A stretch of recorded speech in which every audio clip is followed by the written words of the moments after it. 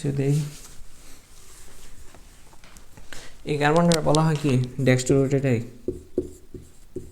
ডেক্সট্রোরোটাটরি।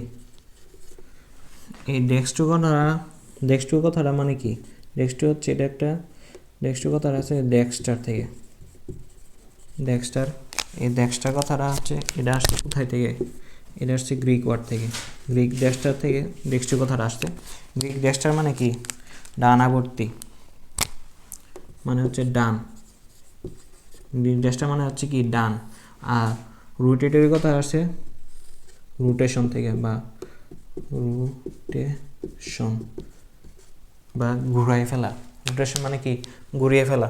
তো ডেক্সট্রো রোটেটরি মানে হচ্ছে এখানে যে পেনাল্টিমেট কার্বন আছে, তো এটা আলোক এক সমতলীয় পোলারাইজড আলোকে ডান দিকে ঘুরিয়ে ফেলে। এখানে তোমরা এতটুকুই জেনে রাখো, বাকিটুকু তোমরা অর্গানিক কেমিস্ট্রি জানতে পারবে যে এক সমতলীয় আলো কি পোলারাইজড, এক সমতলীয় পোলারাইজড আলো কি এটা কি ডান দিকে ঘুরিয়ে ফেলে। ধরে রাখো যে এরকম যে এখানে মনে করো পরমাণুটা এখানে আলোটা আসছে, তো এটা কি করে একটু ডান দিকে ঘুরে ফেলে। তো এটা হচ্ছে কি ডেক্সট্রো রোটেটে যদি এটা ডান দিকে থাকে। আর আর যদি এই অংশটা যদি এটা এরকম হয়, হাইড্রোজেন 3 4 5 CH2OH, এখানে দুইটা হাইড্রোজেন একসাথে করে লিখে ফেললাম। যদি এটা হাইড্রোজেনটা ডান দিকে আর হাইড্রোজেনটা বাম দিকে থাকে, তাহলে এটা হবে ল্যাবরেটরি হাইড্রোজেন, হাইড্রোজেন। এখানে কাইনা কার্বন, সরি কাইনা কার্বন হচ্ছে, তো এটা হচ্ছে কাইনা কার্বন। কাইনা কার্বনের বাম পাশে এটা আছে, তো এটা মানে হচ্ছে কি ল্যাবরেটরি, ল্যাবরেটরি। এই লেবু কথাটা আসছে, লেবু কথাটা আসছে লিভাস থেকে। লেবু কথাটা কোথা থেকে আসছে, লিভাস মানে হচ্ছে কি বাম, লিভাস মানে কি বাম। আর রোটেটর মানে হচ্ছে আবর্তন করা, রোটেশন, রোটেটর কথা আসছে রোটেশন থেকে, রোটেশন মানে কি আবর্তন বা ঘোরানো, রোটেশন মানে কি আবর্তন বা ঘোরানো। মানে এটা কি এক সমতলে পোলারাইজড আলোকে কি বাম দিকে ঘুরিয়ে ফেলে। এটা যদি যৌগটা হয়, তাহলে এইভাবে যদি আলো আসে, তাহলে কি এটা এই বাম দিকে ঘুরিয়ে ফেলে একটা নির্দিষ্ট কোণ করে। এটা তোমরা এক সমতল পোলারাইজড আলোকে তোমরা জৈব যৌগে আরো বিস্তারিত জানতে পারবে। তো এটা হচ্ছে ডি ও এল। তো ডিএনএতে কোনটা থাকে, ডিএনএ এবং আরএনএ দুটোটাতে কিন্তু থাকে কি ডেক্সট্রো রোটেটরি।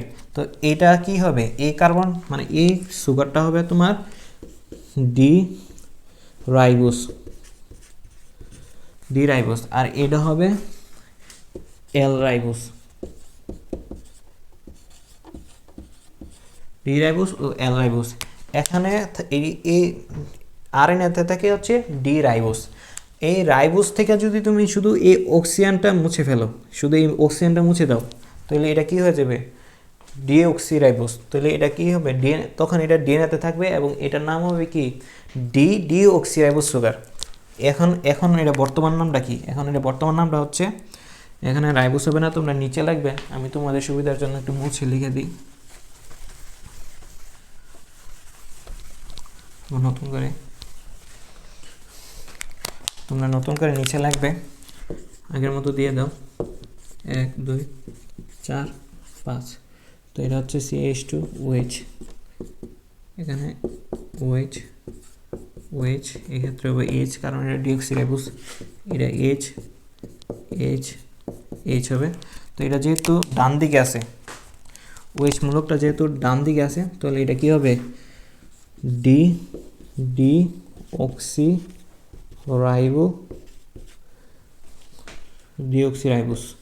Deoxyribose sugar. আর এটা যদি ডান দিকে থাকে, দেখো এখানে CHO C4 5 CH2OH। এরা যে OH মূলকটা যদি বাম দিকে থাকে তাহলে এটা হবে কি ল্যাবরেটরি বা সরি এটা হবে H। এখানে OH মূলকটা কোন দিকে আসে দেখো তো, বাম দিকে আছে, তাহলে এটা কি L ডিঅক্সিরাইবোস, L বা laboratory deoxyribose sugar, L deoxyribose, আর এটা হচ্ছে কি ডিঅক্সিরাইবোস। তো ডিএনএতে কিন্তু L ডিঅক্সিরাইবোস থাকে না, কি থাকে ডিঅক্সিরাইবোস থাকে, বুঝতে পারছো? তো এখন তো বুঝতে পারছো যে ডি কেন আসছে। এবারে দেখি যে আরেকটা শ্রেণীবিভাগ দেখবো, এনিমালিজম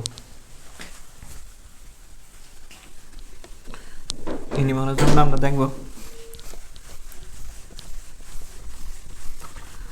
আশা করি তোমরা বুঝতে পারবে যে কেন ডিএনএ এবং RNA beta D ribose sugar এবং বিটা ডি ডিঅক্সিরাইবোস সুগার থেকে কি গঠিত হয়েছে। তো এক্ষেত্রে দেখো, এখন দেখবো আমরা এনোমারিজমের উপর ভিত্তি করে কি শ্রেণীবিভাগটা দেখবো। এনোমারিজম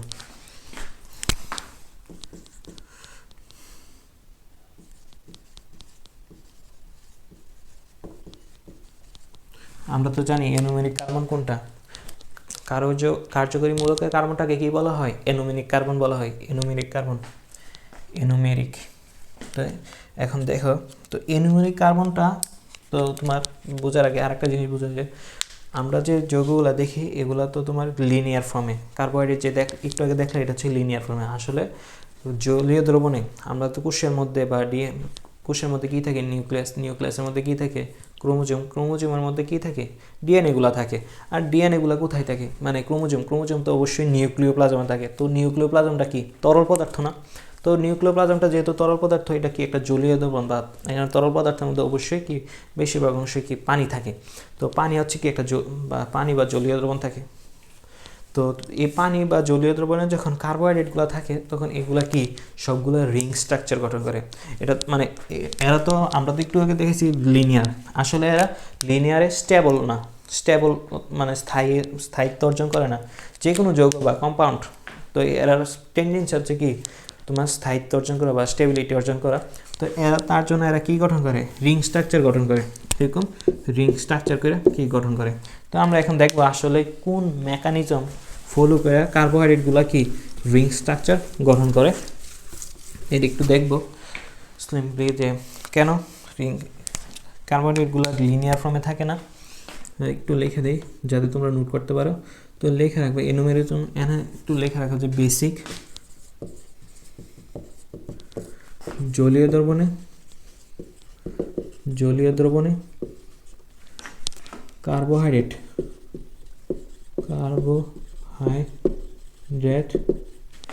লিনিয়ার ফর্মে থাকে না, লিনিয়ার ফর্ম বা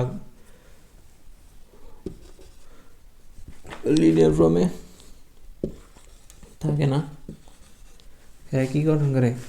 এরা রিং স্ট্রাকচার গঠন করে।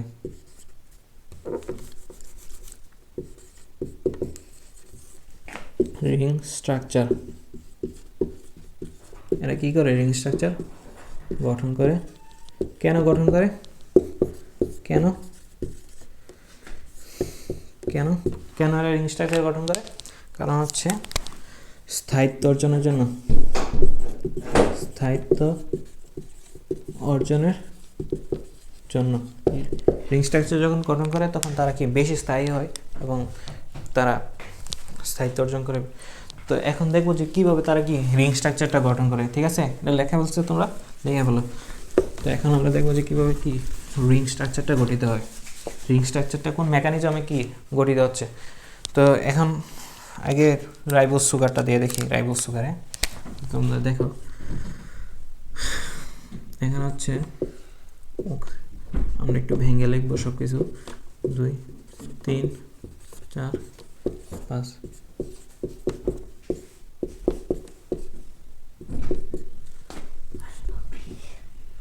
এখানে যেহেতু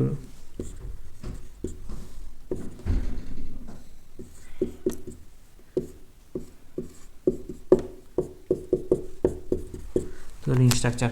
তো এখানে দেখো যে এটা হচ্ছে এনোমেরিক কার্বন 2 4 5।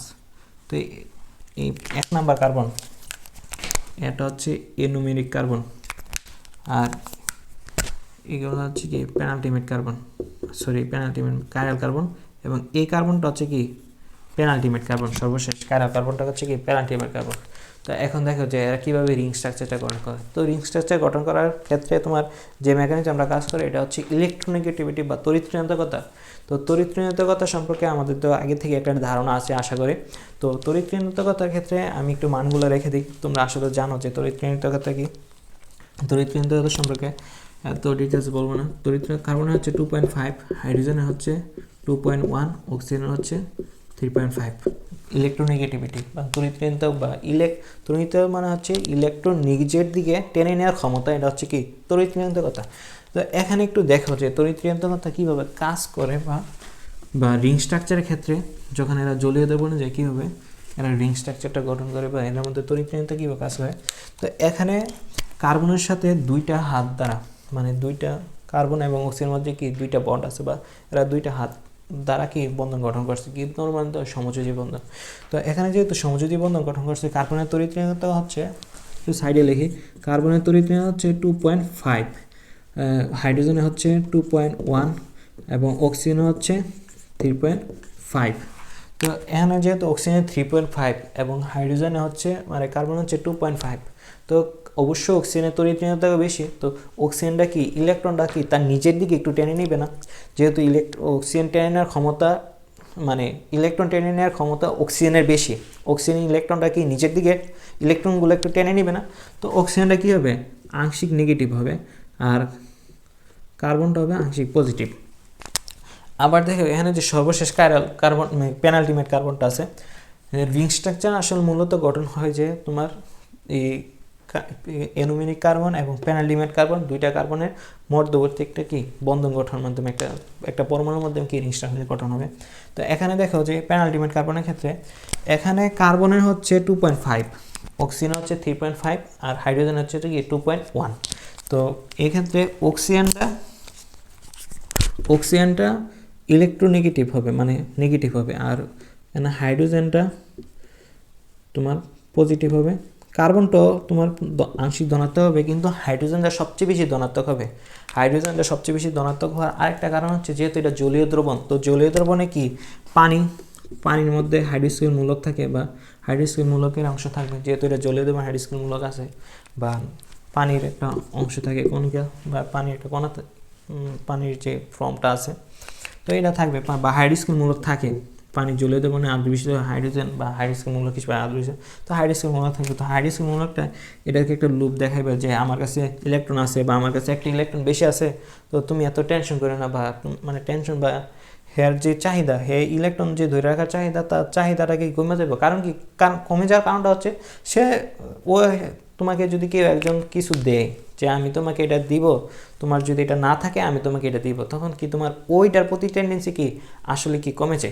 তো এখানেও কি হাইড্রোজেনটা ইলেকট্রনের প্রতি টেন্ডেন্সি কমে যায়, কারণ অক্সিজেন মানে এখানে বাহির থেকে কি হাইড্রোক্সাইড মূলক থাকার কারণে, যার কারণে এখানে হাইড্রোজেনটা তোমার পজিটিভ আয়ন হিসেবে কি রিলিজ হয়ে যায়।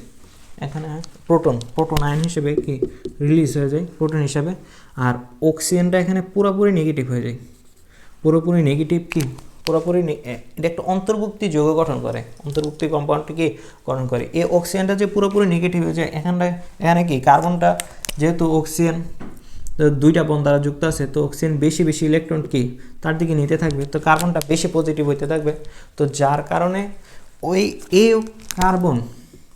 কার্বন আর অক্সিজেন গঠন করে একটা স্টেবিলিটির মধ্যে বা স্থায়িত্বের মধ্যে আসবে। কারণ যৌগগুলাই চাই রসায়নের জগতের যে কোনো কম্পাউন্ড বা যৌগই চাই কি একটা স্থায়িত্বের মধ্যে আসার জন্য। তো এখানে কার্বন আর অক্সিজেনের মধ্যে কি একটা বন্ধন গঠন হয়েছে। তো এখানে যে বন্ধন গঠন হয়েছে যার কারণে কার্বন দেখা 5টা হাত হয়ে যেতেছে, এখানে 5টা হাত হবে না, 4টা হাত হবে।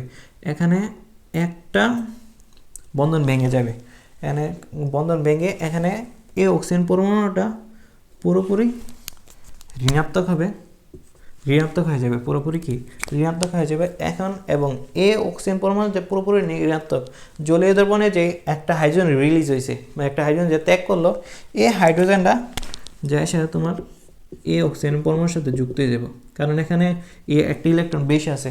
কারণ একটা ইলেকট্রন বেশি থাকার কারণে কি, সে উত্তেজিত অবস্থায় আছে যে আমার কাছে কোনো একটা জিনিস আছে তোমরা নাও নাও, এরকম বা এরকম একটা থাকে, বা ইলেকট্রন বেশি থাকে, উত্তেজিত অবস্থায় আছে, হ্যাঁ স্থায়ী হতে পারতেছে না, যার কারণে এখানে আবার হাইড্রোজেন, এখানে আবার ইলেকট্রন একটা ঘাটতি আছে, আবার অক্সিজেন একটা ইলেকট্রন বাড়তে আছে। তারা একটা হাইড্রোজেন কি এর সাথে যুক্ত হয়ে সেটা স্টেবিলিটির মধ্যে আসে বলবে। তো এখানে একটা হাইড্রোজেন যুক্ত হলে কী হবে, যৌগটা হয়ে যাবে OH, এখানে একটু যুক্ত হয়ে গেলাম। তো এখন যদি পুরোটা আমরা রিং স্ট্রাকচারে আকারে দেখাই তো কীরকম হয়, দেখো এটা হচ্ছে 1 নাম্বার কার্বন, এটা হচ্ছে 1 নাম্বার কার্বন, আর এটা হচ্ছে 4 নাম্বার কার্বন। তো আমরা যদি রিং স্ট্রাকচার হিসাবে দেখাই যে এটা হচ্ছে অক্সিজেন, ঠিক আছে, এটা হচ্ছে একটা কার্বন, এটা 2টা কার্বন, 3 নাম্বার, এটা 4 নাম্বার, এটা হচ্ছে 5 নাম্বার, এরকম হিসাবে থাকবে CH2OH, ঠিক আছে। আর এখানে দেখো এটা হচ্ছে 1 number carbon, 1 number, 2 number, 3 number, 4 number, হচ্ছে 5 নাম্বার। তো এটা যেহেতু 1 নাম্বার কার্বন, 1 নাম্বার কার্বন এখন কি যুক্ত আছে, একটা হাইড্রোক্সিল মূলক আর একটা হচ্ছে হাইড্রোজেন মূলক। তো হাইড্রোক্সিল মূলক দিব, আরেকটা কি হাইড্রোজেন। 2 নাম্বার কার্বন কি যুক্ত আছে, রাইবোজের ক্ষেত্রে হচ্ছে এখানে হাইড্রোজেন যুক্ত আছে, হাইড্রোজেন হাইড্রোক্সিল মূলক। 3 নাম্বারে হাইড্রোজেন হাইড্রোক্সিল মূলক, 4 নাম্বারে হাইড্রোজেন, 5 নাম্বারে তো এটা যুক্ত আছে, এটা লিখে দিলাম 4 নাম্বারে হাইড্রোজেন। তো এরকম একটা স্ট্রাকচার গঠন করবে। এই স্ট্রাকচারটা তোমরা দেখে থাকবে অনেক জায়গাতে, দেখা থাকবে এরকম স্ট্রাকচার, বা 9 10 বইতে তোমার ডিএনএর গঠনের মধ্যে এরকম পেন্টোজ সুগার নিয়ে একটা তোমার এরকম কার্বন দিয়ে দেখানো হয় না, কিন্তু একটা প্রতীকী একটা বক্স দেখানো ছিল। এটা আমরা বুঝতাম না আসলে এটা কেন ছিল, এখানে ফসফেট যুক্ত থাকতো, এখানে ক্ষার যুক্ত থাকতো, এরকম একটা প্রতীকী চিহ্ন থাকতো। তো এটা আমরা বুঝতাম না। তো এখন তো বুঝতে পারছো যে এটা কীভাবে রিং স্ট্রাকচারটা গঠন করছে। তো এনোমারিজম আসে তোমার মানে এনোমার কার্বনের তোমার আলোক সমানতার কারণ, বা পোলারাইজড বা এক সমতল আলোকে তোমার পরিবর্তিত করার কারণে, রোটেশনটা পরিবর্তন করার কারণে। তো এখানে যদি তোমার এই হাইড্রোক্সিল মূলকটা উপরের দিকে থাকে তখন এটা হচ্ছে কি বিটা এনোমারিজম, এটা হবে কি বিটা এনোমার,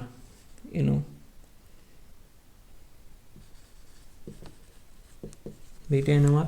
আর যদি হাইড্রোক্সিল মূলকটা নিচে থাকে, এটা যদি নিচে থাকে, আমি একটু দেখাই,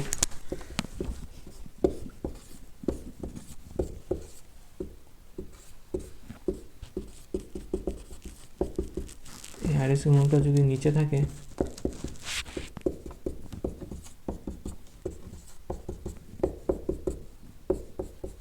তো এই হাইড্রোক্সিল মূলকটা যদি নিচে থাকে তখন এটা হবে কি আলফা এনোমার।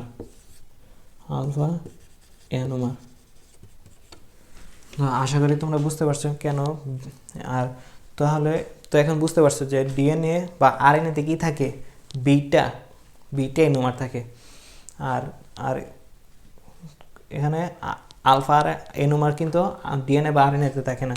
তখন এটা কি হচ্ছে, এটা হচ্ছে বিটা, এটা হবে পুরোটা, এটা সম্পূর্ণটা হবে বিটা ডি রাইবোস। যেহেতু এখানে হাইড্রোক্সিল মূলক থাকে, এই হাইড্রোক্সিল মূলক থাকার কারণে এটার নাম হবে বিটা ডি রাইবোস, ঠিক আছে। আর এটার নাম হবে আলফা ডি রাইবোস, ঠিক আছে। আর এখানে যদি তোমার 2 নাম্বার কার্বন যদি হাইড্রোজেন মূলক থাকতো, শুধু হাইড্রোজেন মূলক থাকতো, তখন এটা হবে কি ডিঅক্সিরাইবোস। তো আমি এখানে বিটা ডি ডিঅক্সিরাইবোসটাও দেখাই, দেখো বিটা ডি ডিঅক্সিরাইবোস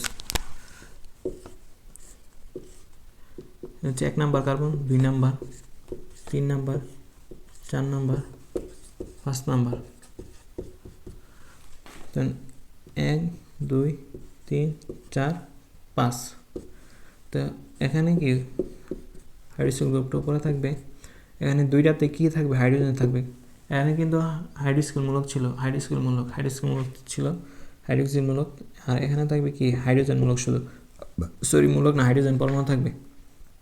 এখানে থাকবে হাইড্রোক্সিল মূলক, এখানে থাকবে হাইড্রোজেন, এখানে থাকবে হাইড্রোজেন। এটা হবে তোমার বিটা ডি ডি অক্সি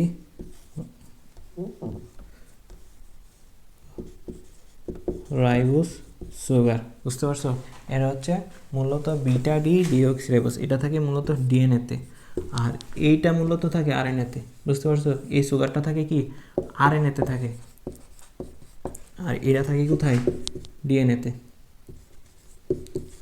থাকে। আর এটা যদি নিচে থাকতো তাহলে এটা হবে কি আলফা ডি ডিঅক্সিরাইবোস। আশা করি তোমরা বুঝতে পারছো যে কীভাবে বিটা ডি ডিঅক্সিরাইবোস আসলো। তো এখন তো বুঝতে পারছো যে বিটা ডি ডিঅক্সিরাইবোস এবং বিটা ডি রাইবোস সুগার, এই দুইটা সুগারের মাধ্যমে কীভাবে গঠিত হয়েছে তোমার পেন্টো সুগারটা আসছে। আর এই বিটা ডি ডিঅক্সিরাইবোস এবং বিটা ডি রাইবোস, এই বিটা ডি ডিঅক্সিরাইবোস এবং বিটা ডি রাইবোসের সাথে তোমার নাইট্রোজেন ক্ষারক যুক্ত হয়ে কী গঠন করছে, নিউক্লিওসাইড গঠন করছে। তো আমরা নেক্সটে দেখবো যে কীভাবে নাইট্রোজেন ক্ষারক কীভাবে যুক্ত হয় এবং এটা কেন নাইট্রোজেন ক্ষারক বলা হয়, তো আমরা নেক্সটে দেখবো। তো আজকে এই পর্যন্ত। তো ধন্যবাদ তোমাদের সবাইকে। আসসালামু আলাইকুম।